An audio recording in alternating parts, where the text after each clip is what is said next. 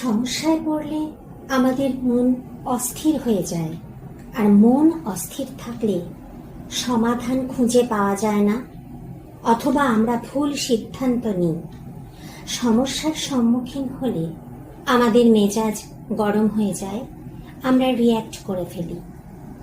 এবার থেকে রেগে ওঠার আগে আমরা দুটো কাজ করব।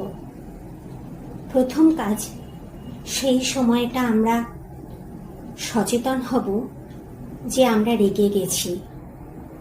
কয়েক সেকেন্ড সময় নিয়ে আমাদের অনুভব করতে হবে যে রেগে গেছি।